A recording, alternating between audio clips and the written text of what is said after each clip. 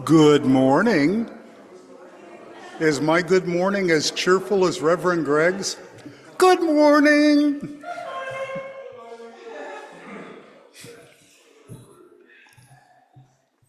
Reverend Greg is up to something else today. So I'm Paul Davis.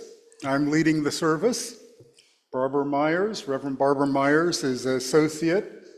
And we have three wonderful musicians, Joanne Schreiner, David Johnson, and Nudie Van Hoven.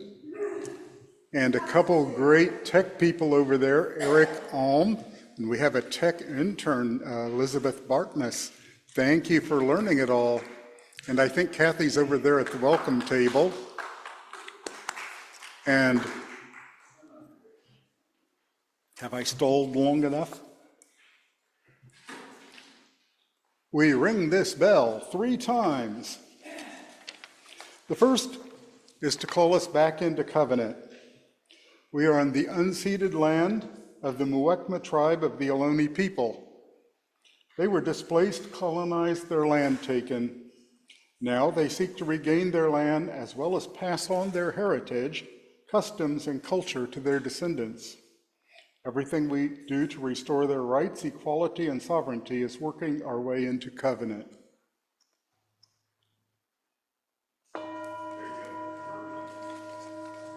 You got to hit it just right to get a sound without blowing everyone away.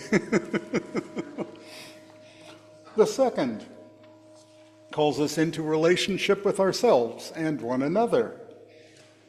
To recognize broken promises, unhealed hurt, lingering scars, where our individual path did not properly include others. We intentionally gather to invite an ever-widening circle of compassion, commitment, and solidarity until we are all beloved to one another.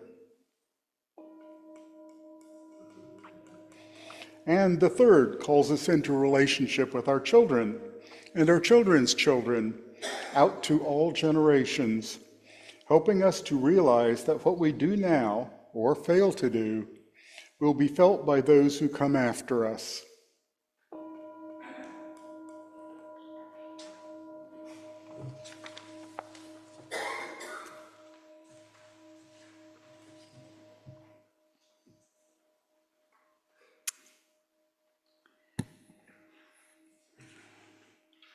Good morning.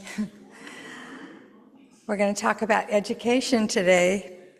So I thought in my call to worship, I'd talk about what education meant to my family. All 8 of my great-grandparents were immigrants to western Kansas Prairie in the late 1800s. My grandparents were all born there. My mom's family lived on and worked on the farm that was the original homestead. They grew or bartered most of their own food. And my dad's father was a handyman in a small Kansas town, and his mother cleaned other people's homes. They watched every penny. But one thing that both of my parents' families valued was education. My dad's family moved to Lawrence, Kansas, in eastern Kansas, because that was where the University of Kansas was, and they thought that he could live at home and go to school. 2 of my mom's siblings went to college, and she followed in their footsteps. Before their generation, no member of their family had an opportunity to have higher education. My grandparents, the children of the original immigrants, had the equivalent of a 3rd grade education in the public school there they ran. One of my grandmothers had a great desire to have more education, and she actually ran away from home because she learned that Kansas State University had a program for high school equivalency for the people that were children of the original immigrants. And she got a high school equivalency degree, even though her father thought that women shouldn't be allowed to go to high school. But she valued education, and she made sure they moved to Lawrence so that my dad could go to school there. When my brothers and I were growing up, it was assumed that we could get a college education. My father always thought that whatever time or money that you spent on education was a good investment because it made everything in your life possible afterwards. So I am a believer in the message that you will hear from Paul Davis this morning. So come, let us worship together. And to begin our worship, please join me in the unison chalice lighting. The words will appear up on the screen. The foundation of Mission Peak is love. We are a spiritual community of open minds, nurturing growth and healing in ourselves and all people. Together, we strive to live compassionately and courageously as we work for a nonviolent, just, and sustainable world.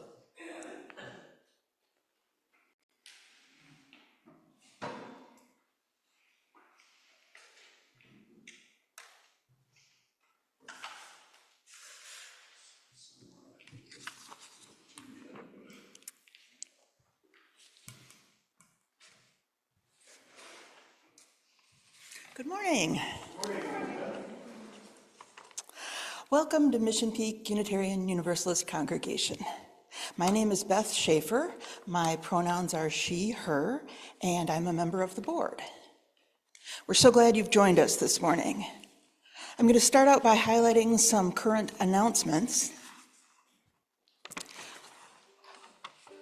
Please save the date. Mission Peak and Arrow, our anti-racism, anti-oppression group, will be sponsoring our Juneteenth picnic at Lake Elizabeth Park on Sunday, June 15th after service.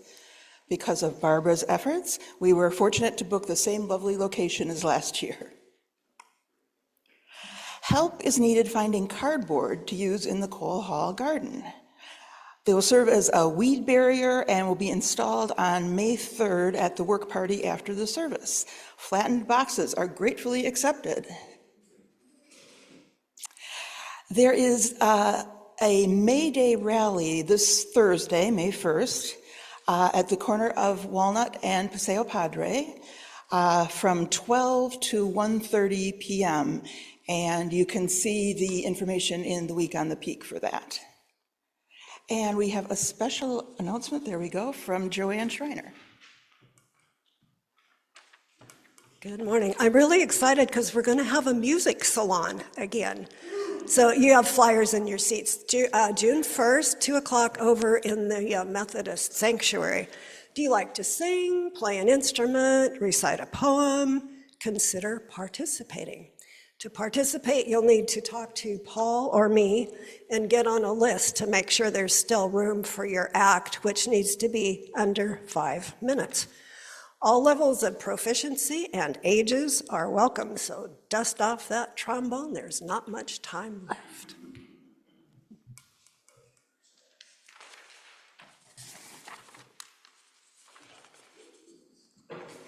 Unitarian Universalism is a radically inclusive, non-doctrinal, non-dogmatic, open-minded, and open-hearted faith. We are people who are all coming at truth from different paths. We gather together across different identities, experiences, and beliefs to affirm and promote the inherent worth of every person.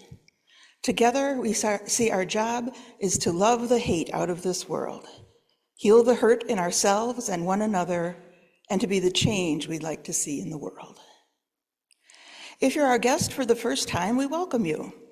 Here's a bit of information on how our hybrid services work. We use chat in Zoom or our book near the welcome table where we share joys and concerns. These are personal milestones of importance which will be read aloud in the service. We also have a social hour after the service where we get to visit with one another in breakout rooms, if you're online, or on the patio. And I'm guessing, given the cloudy sky, we'll probably be meeting over here for coffee today. If you're online, the worship host will give you more information about this immediately after the service. Someone from our membership team will put a link to our weekly newsletter in the chat so you can see all the events coming up. We encourage you to join anything that speaks to you. We also put our welcome email, welcome@mpuuc.org, in there to request a newsletter or other information be sent to you. If you're here in person, our welcome table is right over there, where you can sign up to receive a newsletter or ask any questions you may have. Finally, please make sure your mobile devices are silenced. We're so glad to be together today. And let's end by asking everyone in Zoomlandia and everyone in Cole Hall to wave to one another and feel the joy of being one large beloved community. Welcome and thank you to our members and friends near and far.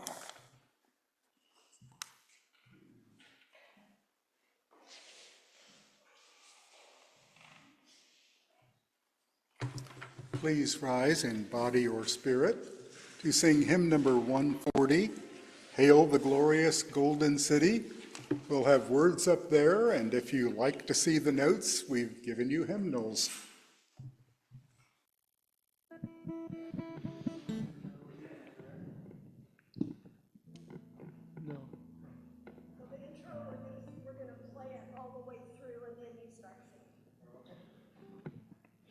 So if you've never heard it before, you have a chance.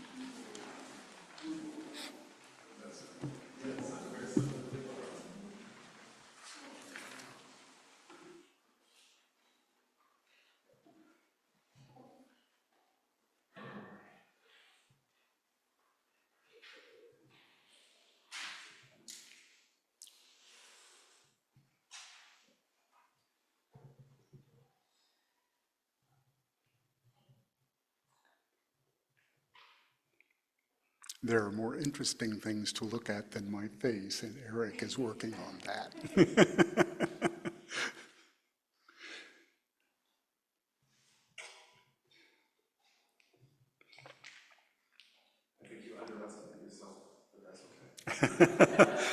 Our story for all ages this morning is taken from the book Sequoia, Leader of the Cherokees by Alice Marriott, illustrated by Bob Reiger. Sequoia was a Native American of the Cherokee Nation.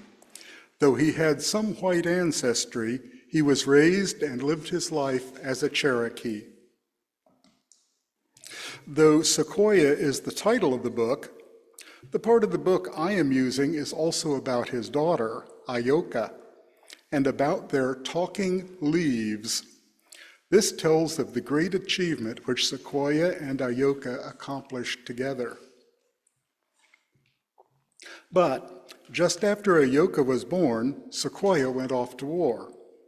It was the War of 1812, during which Britain tried to reconquer America.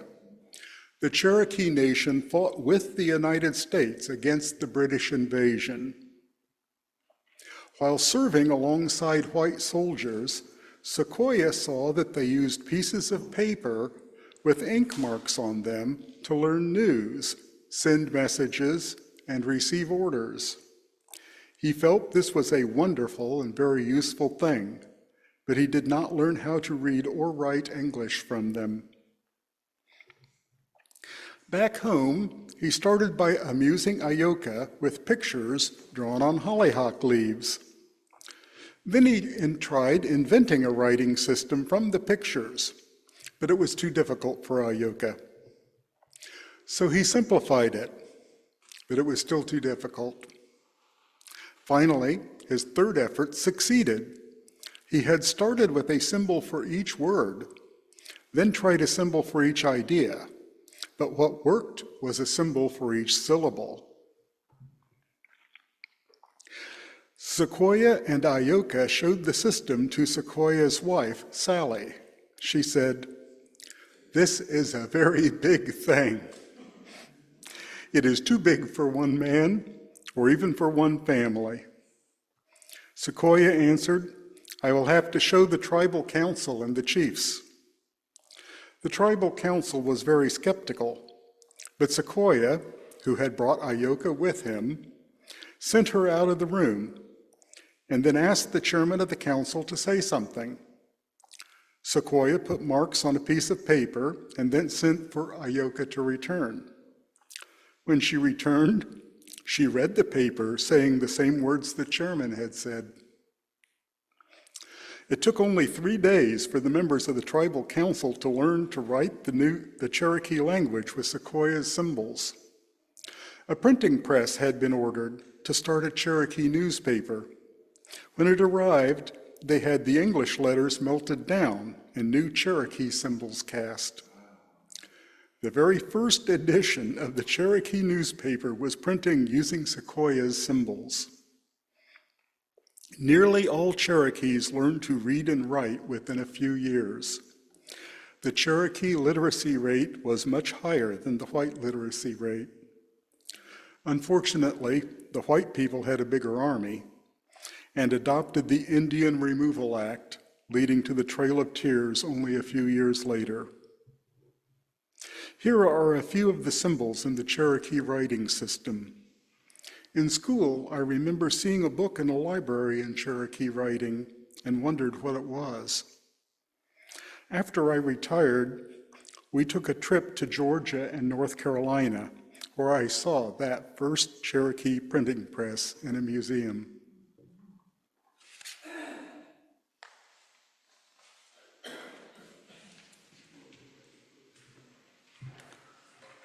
What a great story. Thank you. We take up a collection on Sundays for the simple reason that our purpose in gathering is for more than just ourselves. We want to be sure that the ministries that we need, the ones that infuse worth and dignity to our children, our youth, our programs of learning and leadership, our ministries of anti-oppression, and our work in the larger world, are in place to meet the needs of others. We hope you will make a contribution toward these worthy causes by mailing your check to Mission Peak UU congregation at the address on the screen. You can also use the bill pay option in your online banking, or drop a check or pay online, or drop something into the offering basket today. Thank you for supporting and sustaining the efforts of our members, friends, and staff. Your contributions make loving, learning, and leadership here more possible.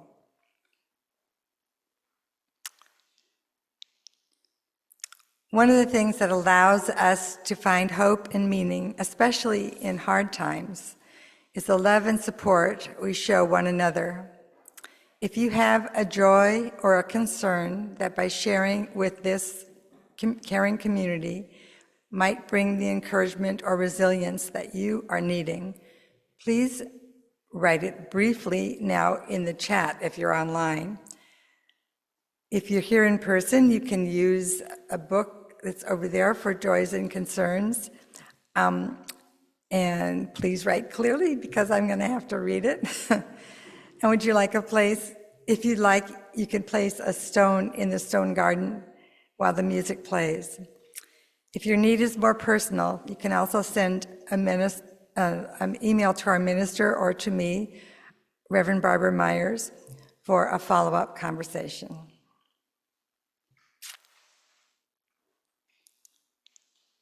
Music.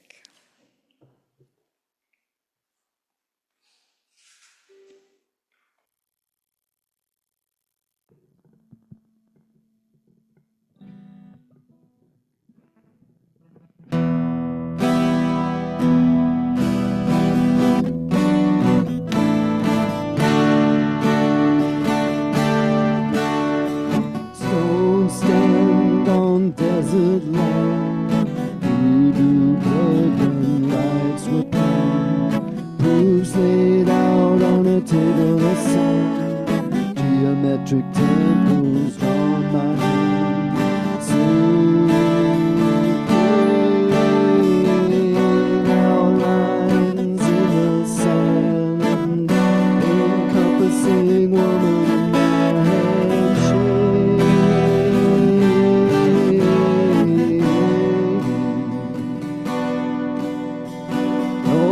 Stretched in a field of grain, marked by standing stones.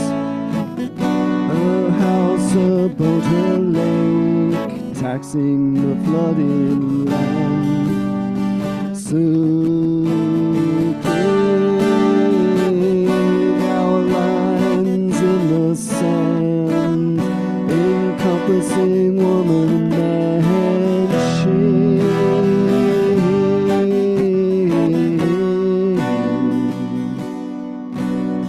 Circles drawn in the sand just can't persist. They no longer stand. First a field, then a flood, now a river bank.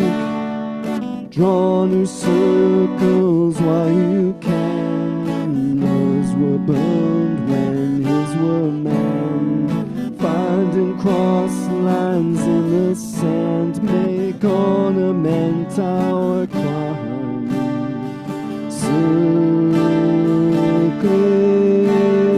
Circling outlines in the sand, encompassing woman and man.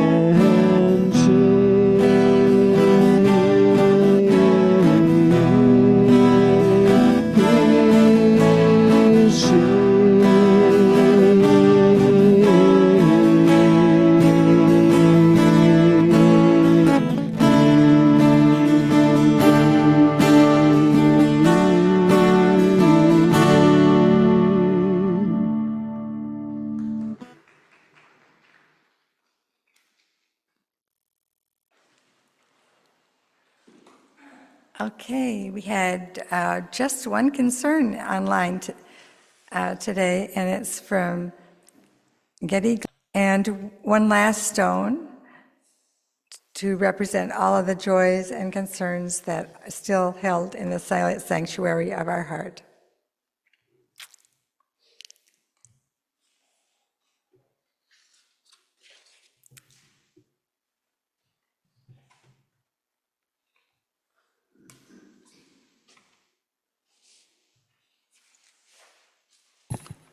First, I want to thank Barbara for her call to worship.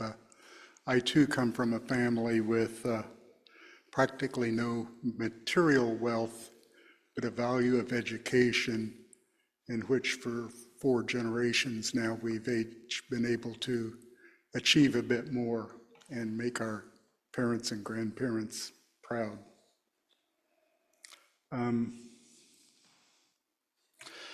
chose the topic, Education is Great, for this sermon in reaction to the present dismantling of the United States Department of Education and arbitrary cancellation of funding going to universities in the name of making America great again.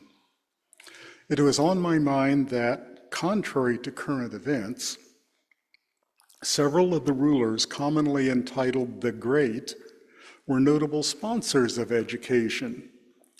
Specifically coming to my mind were Alexander the Great, Charles the Great, commonly referred to as Charlemagne, Alfred the Great, and Tamar the Great. I will talk more about them and others later. First, some readings concerning greatness and education.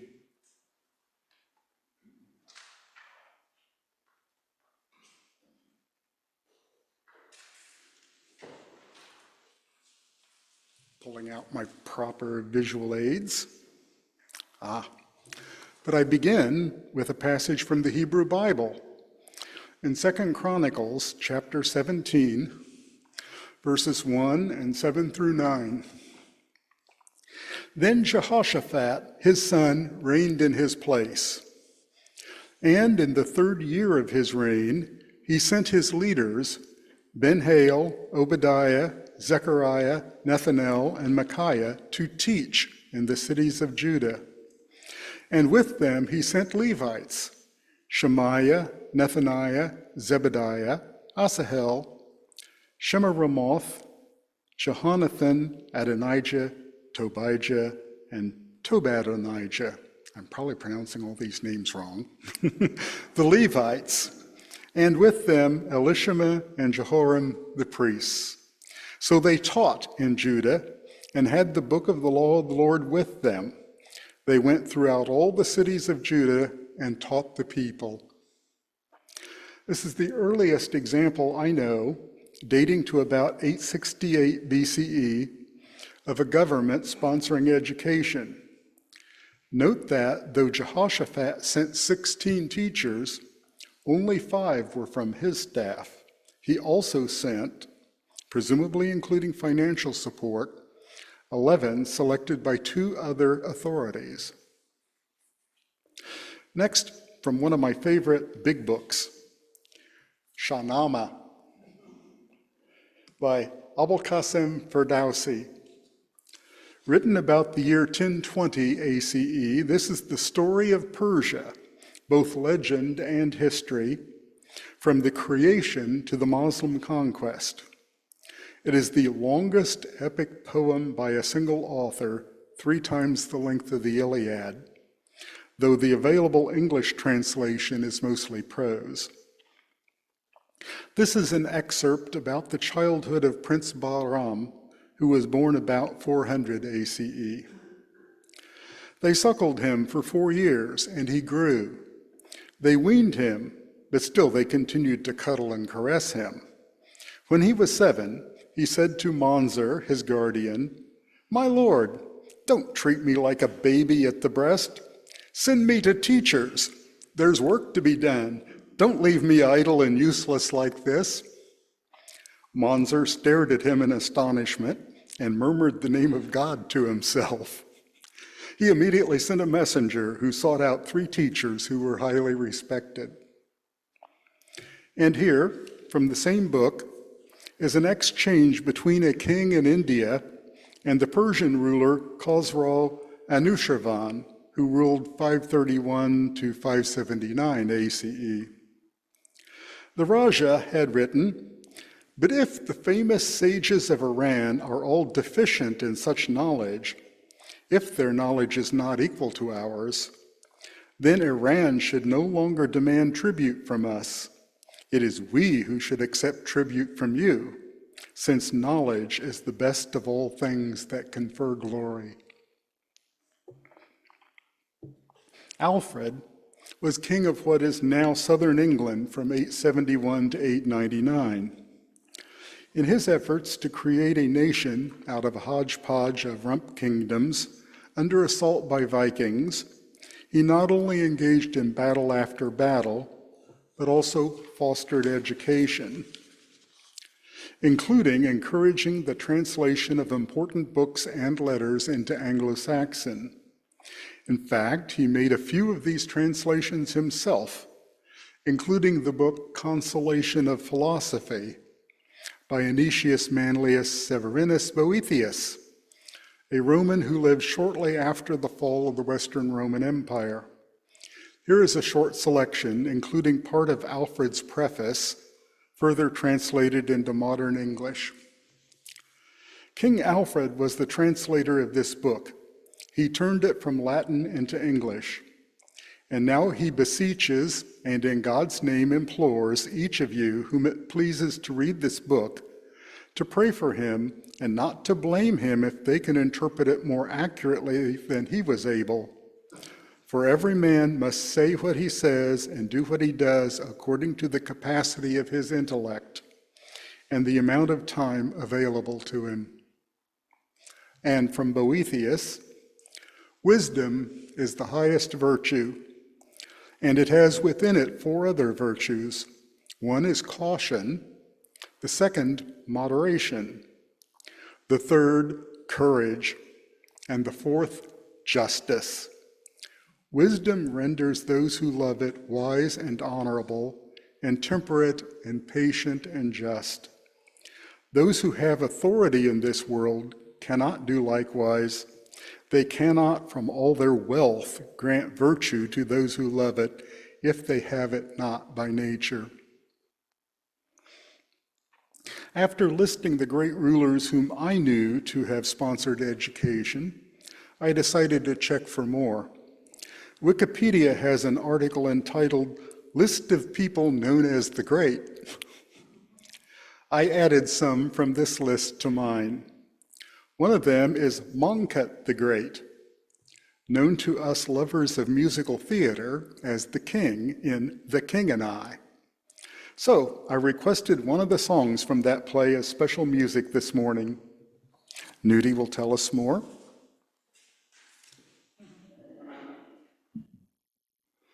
Hi. Okay, I want you to imagine that you have the best education available in your, not just in your country, but in your region. You have been a student, you have been a monk, and then foreigners come and they bring information that contradicts a large part of what you've learned in your life. That's the situation the king is in this song from The King and I.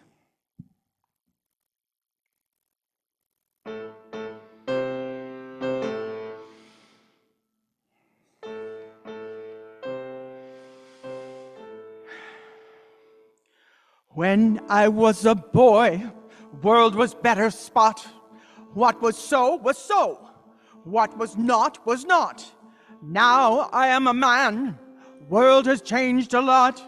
Some things nearly so. Others nearly not. There are times I almost think I am not sure of what I absolutely know. No, very often find confusion in conclusion I concluded long ago. In my head are many facts that as a student I have studied to procure. In my head are many facts, of which I wish I was more certain. I was sure. Is a puzzlement. When my father was a king, he was a king who knew exactly what he knew. And his brain was not a thing forever swinging to and fro and fro and to. Shall I then be like my father and be willfully unmovable and strong? Or is it better to be right? Or am I right when I believe I may be wrong? Shall I join with other nations in alliance? If allies are weak, am I not best alone? If allies are strong with power to protect me, might they not protect me out of all I own?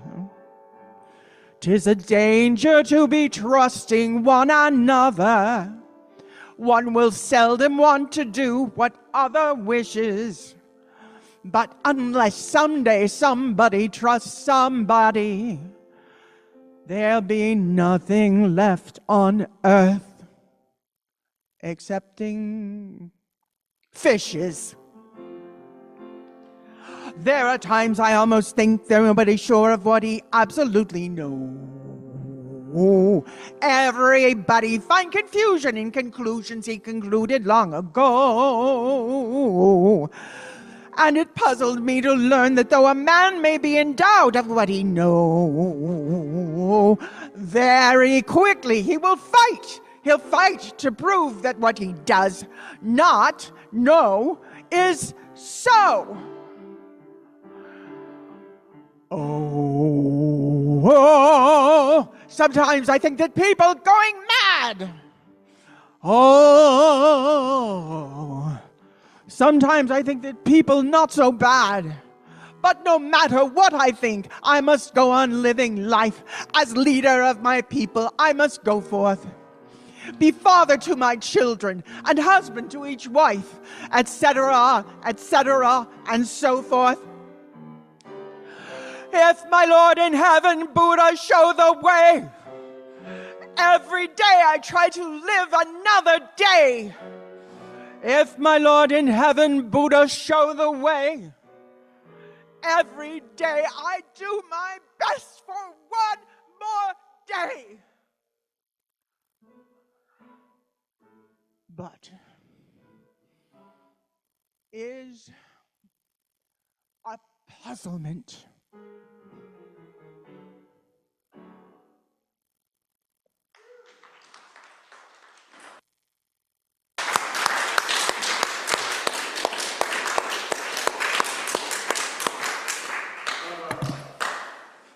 Thank you, thank you.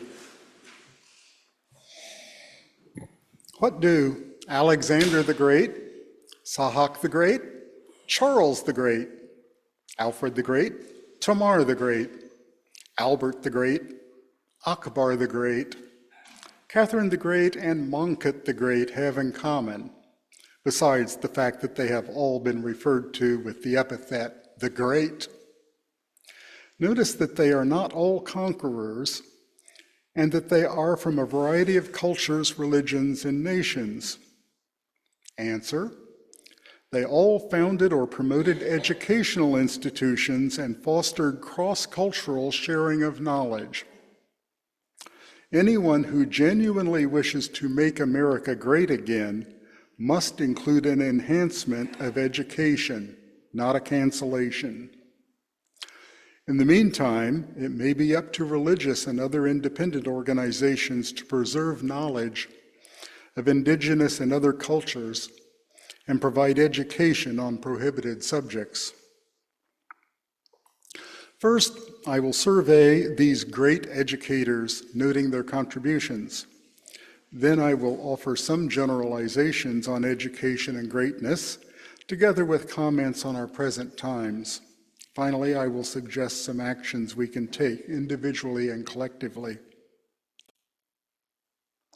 Alexander seems to have been a pivotal point. Before him, the term great king meant what we would now call emperor, namely a ruler who had subordinate kings. The Persian rulers, beginning with Cyrus, were entitled great king. Alexander conquered the Persian Empire and assumed the title, but the empire fell apart after his death in 323 BCE as his generals warred with each other. Alexander was the last great king in the old meaning of the term, but became the first to be singled out as the Great on account of his individual merit. Alexander was a highly ambitious ruler and a brilliant general, but he was more. His father, wishing him the best possible education, had hired the philosopher Aristotle to be one of his tutors. Alexander and Aristotle maintained a correspondence while the conquest progressed. At some point, Alexander came to realize the Persians and the other nations they ruled were not bands of barbarians as the egotistical Greeks felt, but advanced civilizations. He promoted intermarriage between Greeks and Persians and discussions between Greek and Indian philosophers. He established new cities throughout his empire, including Alexandria in Egypt, which became the new intellectual center of the world. Skipping ahead a few centuries, Sahak, or Isaac, became head of the Christian church in Armenia in 387 ACE. He was the second most powerful person there after the king. He was a descendant of Gregory the Enlightener, who had brought Christianity to the nation and whose family had received extensive land grants and gifts. Rather than just enjoy his wealth and power, Sahak decided to benefit the common people by developing a writing system for the Armenian language. Unlike Sequoia and the Cherokees, Sahak and his associate Mesrop Mashtats had the advantage of already being able to read and write Greek. Emperor Charles is so tied to the epithet the Great that the English-speaking world knows him as Charlemagne, which is French for Charles the Great. Like Alexander, he was born for conquest. In 732, his grandfather had stopped the Umayyad imperial army in the Battle of Tours. His father had claimed the title King of the Franks. Charles' first conquest added the title King of the Lombards. He made further conquests in Spain, Saxony, and Italy, leading to Pope Leo giving him the title Emperor of the Romans in the year 800. But Charles also sought to revive education throughout his empire, bringing in Irish, Anglo-Saxon, Visigothic, and Italian scholars. Among them was Alcuin from York in northern England, who became master of Charles' Palace School in 782. Alcuin was shocked at Charles' policy of forcing conquered pagans to convert to Christianity. He proclaimed, quote, "Faith is a free act of the will, not a forced act. We must appeal to the conscience, not compel it by violence. You can force people to be baptized, but you cannot force them to believe," unquote. As a result, Charles abolished the death penalty for paganism in 797. Unlike Alexander and Charles, Alfred was not expected to become king. He was the youngest of 4 sons. His father was Ethelwulf, ruler of a small kingdom in the southern part of what is now England. Like Prince Bahram, as recounted by Ferdowsi, Albert was interested in knowledge from a young age. A story about him says that before he could read, he had a book of poetry read to him so he could memorize it to win a prize. He had gone on 2 trips to Rome and through France with his father, experiencing continental learning. After his father died, and each of his older brothers died after brief reigns, he became king in 871 during one of his nation's most difficult times. Pagan Vikings were ravaging Britain. Nevertheless, he considered education very important, and especially promoted the translation of religious and philosophical works into English and the initiation of a writing tradition in the language. King George III of the nation of Georgia had no son, so when he died in 1184, his daughter Tamar became king. At first, she married a Russian prince who thought the marriage made him king. She divorced him and won a civil war against him. Then she married a local prince who accepted his role as consort. During her reign, the Fourth Crusade took a side trip to sack the city of Constantinople. Tamar gave refuge to fleeing nobles and scholars, even supporting one of them in claiming to be the Byzantine emperor in exile. She oversaw the golden age of Georgian architecture and literature. In fact, she's the only person I know of who simultaneously claimed the titles king and queen. Albert. Born about the year 1200, Albert was educated at the University of Padua and became a Dominican friar. He was the first Western European to comment on all of Aristotle's writings and introduced the study of Muslim academics, notably Avicenna and Averroes. He was teacher and mentor of the theologian Thomas Aquinas. In 1556, Akbar became the 3rd Mongol ruler of northern India. He was a proud descendant of Genghis Khan and Timur the Lame. He improved the civil and military organization of his empire and extended it through northern India. While his predecessors had exclusively emphasized the Muslim religion, he accepted Hinduism as a valid religion within his realm. His favorite wife, Mariam, was allowed to continue in her Hindu practices, and though as a Muslim he could not accept women attending men's schools, he established the library of Fatehpur Siri exclusively for women. Catherine II of Russia was a mixed bag. She was born a German princess and then married to the Russian heir. She formulated great plans for what she would do as empress and succeeded, pushing her husband aside as convenient.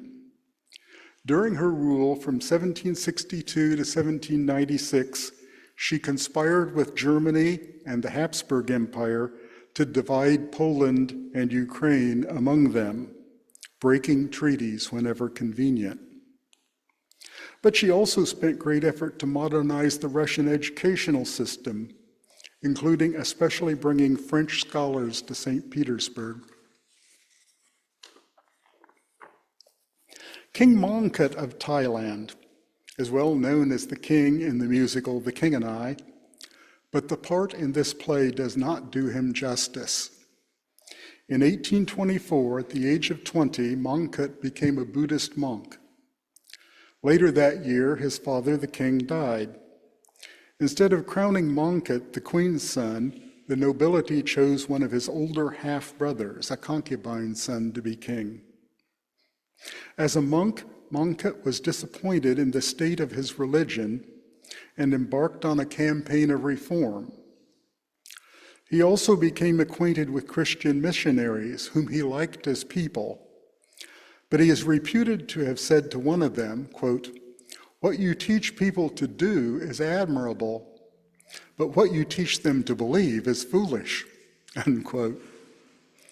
Mongkut also came to admire British science, In 1851, he succeeded to the kingship and ceremonially concluded his monastic life. His request for an English teacher for his family is well known. He insisted she not be a missionary. He also generally reformed education in the nation, overcoming the traditional flat earth geography in favor of the globe, for example. In 1854, he negotiated a treaty with the British Empire, which replaced the royal monopoly on trade with a 3% tariff. 3%. While reducing the royal revenue, this led to the economic development of the realm and was a great benefit to the common people. Mongkut had studied astronomy and knew there would be a solar eclipse in 1868. He made his own calculation of the path of totality, finding it passed over the Thai village of Wakor. His calculations were in fact more accurate than those of professional astronomers in France, and the eclipse has become known as the King of Siam's eclipse. Observations of this eclipse made in India resulted in the discovery of helium. Selecting some leaders as the great seems primarily to have been a Eurasian phenomenon. There have also been leaders outside Eurasia whom I would consider great, even if they are not commonly so called. Two in particular are Sequoia, the subject of our time for all ages, and Mansa Musa of Mali. Musa became ruler of the Malian Empire in Western Africa early in the 14th century. Being a good Muslim, he went on pilgrimage to Mecca, bragging about his power and distributing large quantities of gold. But he met scholars as well as sultans and brought some back with him, such as Abu Ishaq al-Sahili from Andalusia. Back home, he decided to found a university in Timbuktu, where even today, scholarship still survives. In addition to the fostering of education, I would point out that each of these sought teachers or knowledge from outside their own nation or cultural community. Having accomplished this very brief survey, I will ask the question, what is greatness? Specifically, what is greatness of a nation? Setting aside for the moment the fact that there are many different greatnesses, for instance, great wealth, or great area, or great population, or great pleasures of life, I would note that greatness is not perfection. Our nation is not perfect, and never has been, nor has any other nation. Instead, greatness must include the making of progress toward perfection. The ideal of the glorious golden city is in the future, not the past. And I claim that availability of education is essential to all greatnesses, and that the great leaders I have identified all realize this, explicitly or implicitly. The converse, I believe, is also true. The founder of Chinese autocracy, Qin Shi Huang, who caused the Great Wall to be built, in 213 BCE burnt all the history books so that history could start over with him. His dynasty collapsed upon his death. Roman Emperor Justinian I, who reconquered much of the Western Mediterranean region, closed the academy in Athens in the year 529, expelling the philosophers from the empire. Within a century, not only had his Western conquests been lost, but much of the East was taken by Muslim imperialists. The Muslim Empire then entered a period under the Abbasid caliphs in Baghdad, often referred to as a golden age of science. But in 885, fanaticism brought about a law making it a crime to copy books of philosophy. By 1111, the influential theologian Abu Hamid al-Ghazali had written a book, quote, The Incoherence of the Philosophers, unquote. Islamic scholarship entered a long period of decline. There are many more examples. I fear one is occurring now. We seem to be in a period of destruction of education. The Federal Department of Education is being dismantled. Research grants are being canceled. Educational institutions are being forced to abandon efforts to equitably include diverse racial, cultural, and intellectual groups. In Florida, schools are now required to teach the falsehood that slavery was sometimes beneficial to the enslaved. Schools may soon be required to teach that Ukraine started the Russian invasion of Ukraine. This is an attack on public education. The well-to-do can still hire Aristotles to teach their children, but common people, especially those of marginalized groups, will be increasingly left out.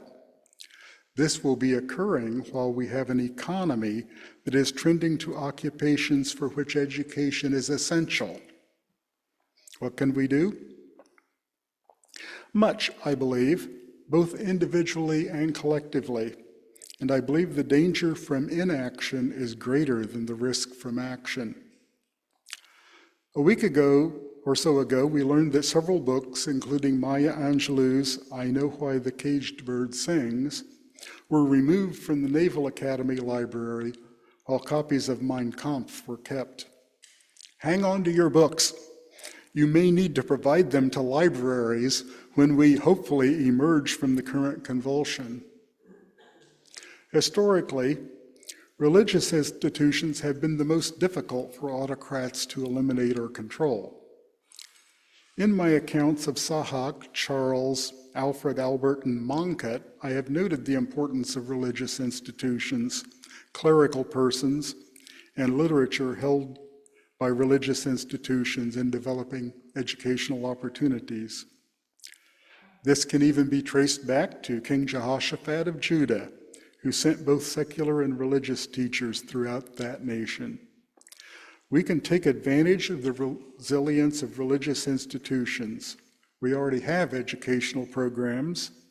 Our OWL program providing sex education should continue. We may need to consider what more we can do for our community, not just ourselves. I recently read a book.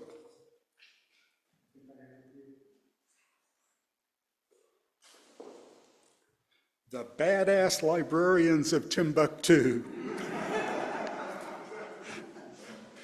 In 2012, when jihadists took control of Timbuktu for about a year, the locals smuggled 300,000 books out of the city to safety in the Malian capital.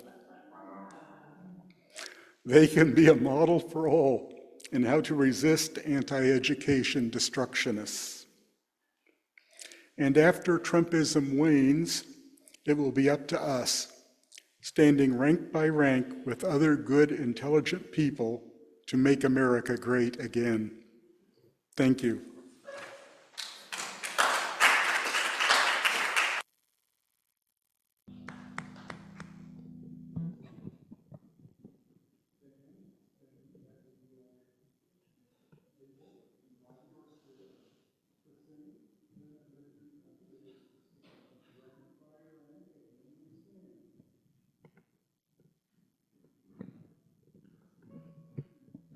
One, two, one.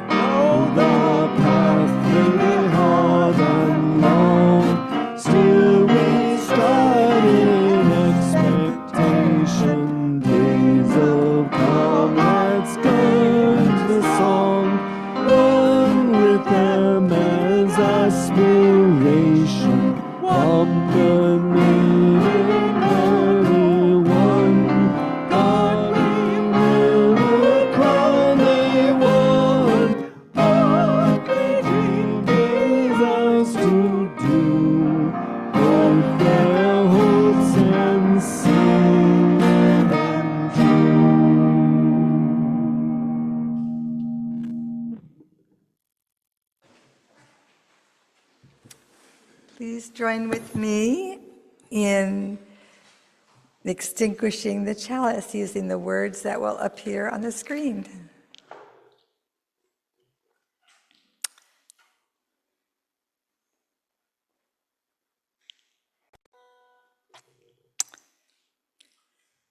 We extinguish this flame, but not the light of truth, the warmth of community, or the fire of commitment. These we carry in our hearts until we are together again.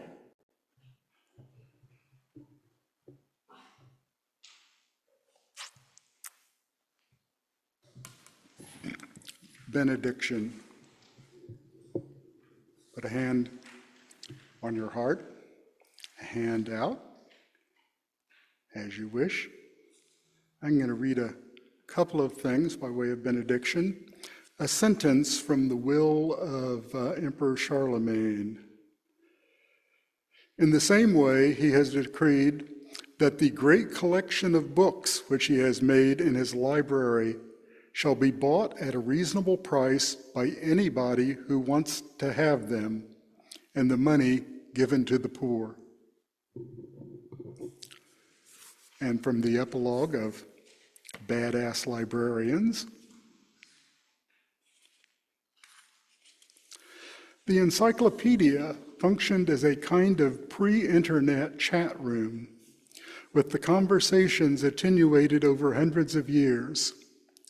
Such encyclopedias proliferated during Timbuktu's golden age, reflecting a desire to give coherence and order to the Islamic scholarship from Timbuktu to Egypt and beyond, to confer recognition, even immortality, upon learned men who had sought to enlarge the scope of human understanding.